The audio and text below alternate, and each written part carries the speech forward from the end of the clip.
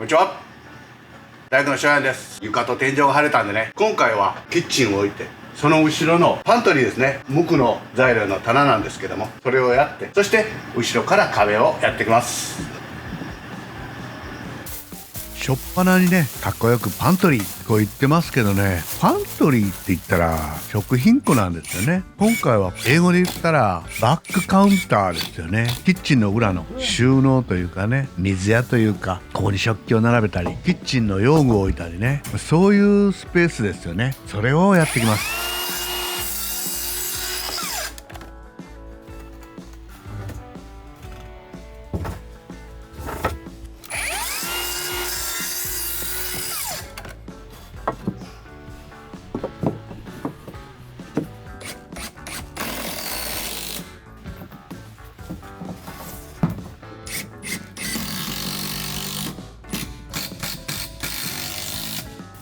もともとこの場所はね、出窓というかね、ただの配管スペースというか、柱とまっすぐ囲ってね、その上が物置になっとっただけのスペースですよね。それを取っ払ったことでね、ここに収納のスペースができたんです。手前に余分な基礎までしてあるんですよね。この基礎はね、もともといらなかったなと思うんですけど、なんせここがむちゃくちゃに水使ったような厨房やったよね。ですから排水もフレチンで寄せるような排水にしてありましたし、基礎までしてね囲ってあるんですね。ですからその基礎は取りませんから、その上にまず1段、中間、上に天板、3段のカウンター、棚をつけてきます。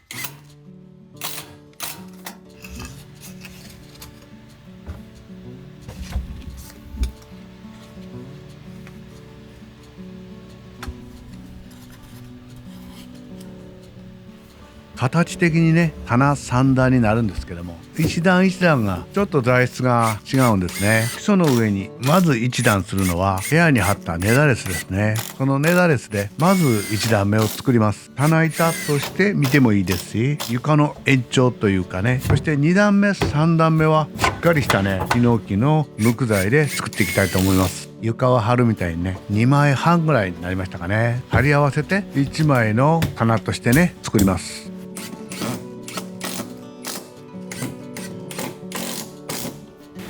1段目と2段目はね、ヒノキ材は同じなんですけども、もう全然物が違います。正直1段目は棚というかカウンターですよね。節ありの板がね1枚しかなかったんでね、2枚目はスカッとした無地板になってしまったんですよね。どっちが良かったんか悪かったんかわからないんですけども、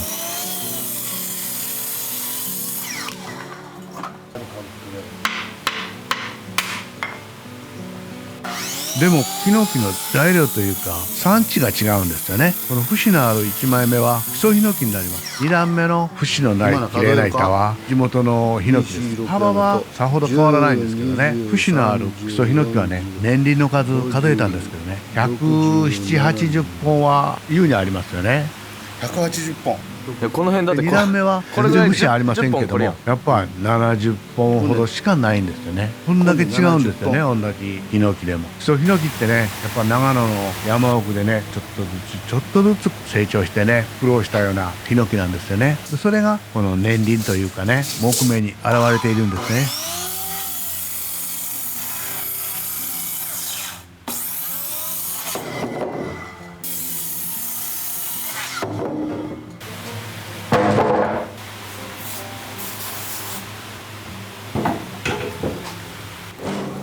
正直この2枚をね切ったり削ったり刃物を当てて実際に殴ってみると、同じヒノキとはもう思えないぐらい別物の感じがするんですよね。同じ幅で70本と170本の差では、年輪が違うのは当たり前なんですけど、ものすごく刃物が切れるんですね。年輪がきっちり詰まっているから、硬いかな重いかなそんなことはないんですね。節が削れますよね。自分らのところのヒノキですとなかなか節いくとね、枝が硬いんですよね。でもこの基礎の場合はスカッと削れるんです。これがもう削ってみてびっくりしますよね。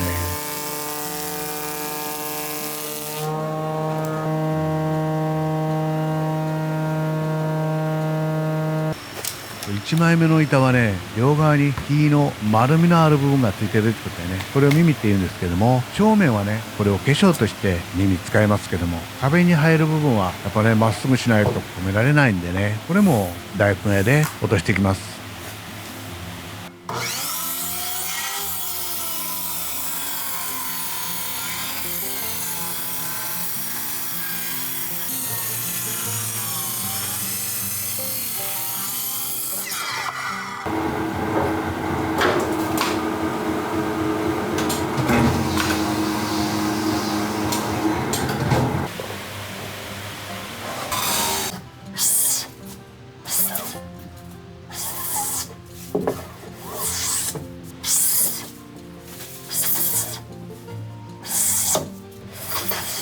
なかなかねこれだけの大きなクッションをねカンナ通すってちょっと普通のヒノキやったら無理なんですけどね、本当に基礎はね削ってみて自分らもびっくりしますね。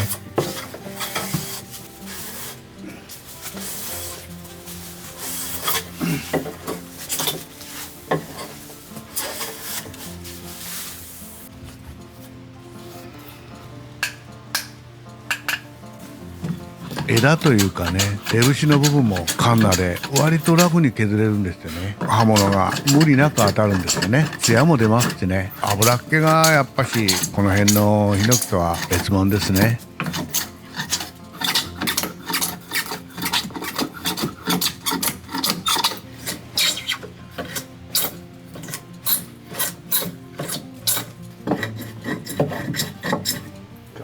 平気です。棚板の仕上げはウレタン塗装で仕上げます。正直もう手金で綺麗に仕上がってるんですけどね、塗装をかける場合はねやっぱし油分のある材料ですとね、特にカンナで仕上げますと塗装の引きが違うんですよね。ですからあえてペーパー仕上げで仕上げます。艶を削ってねもったいないような気がしますけどね、その方が綺麗に塗装は仕上がります。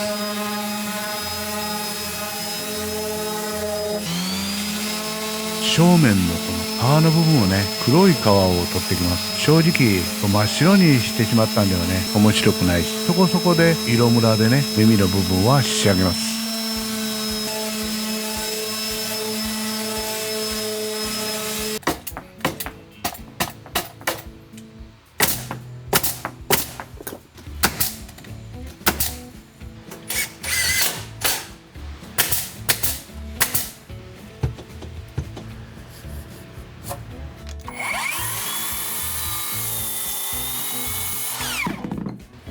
それでは金板をつけていきます。順番としてはね下からつけていきます。つけるのはいつもと同じように胴縁で挟んでいきます。そのことでねしっかりと棚は止まってくれます。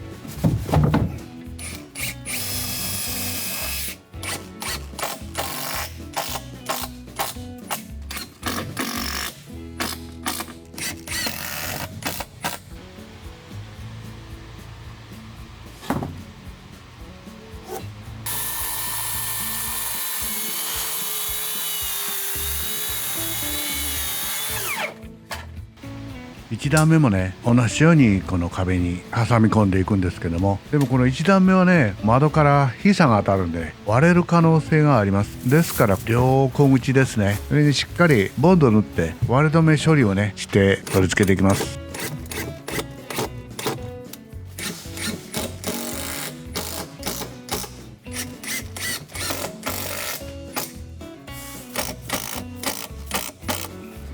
2分ぐらいやったらいいんやけど。これで棚板ができたんでね、今度は壁の下地をしていきます。元々の閉店下地が残ってます。縦も超通ってませんからね、この上に直接 15mm の下地を横に流していきます。もちろん胴縁は経典ビスで留めていきます。経典の場合はこの木下地とこの十分この混ぜて使うってことができますよね。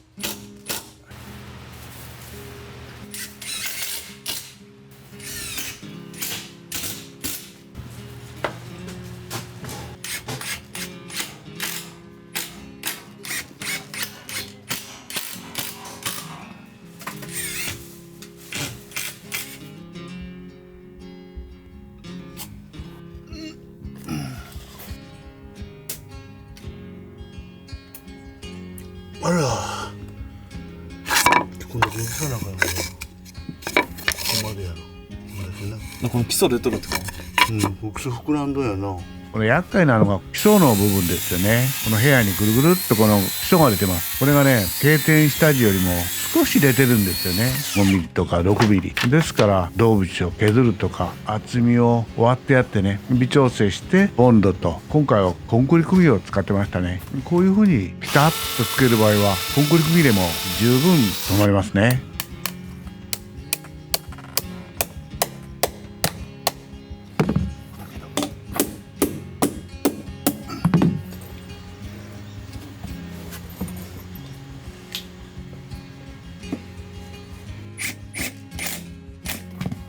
では壁のボードを貼ってきます。キッチンのこの横のね、レンジフードのつく部分だけに縦に一列ですよね。ここだけは N クロスを貼ります。あとはもう全部ボードでクロス仕上がりになります。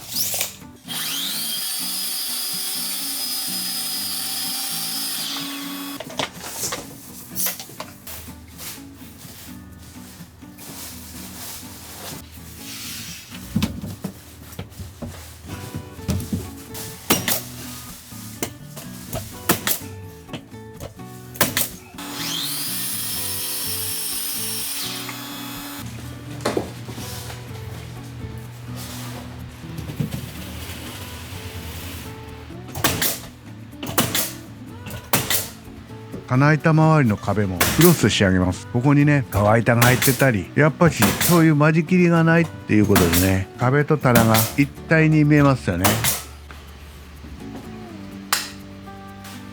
そしてこの節の部分もね、もう一度削ってきれいに仕上げて、これで棚板完成ですね。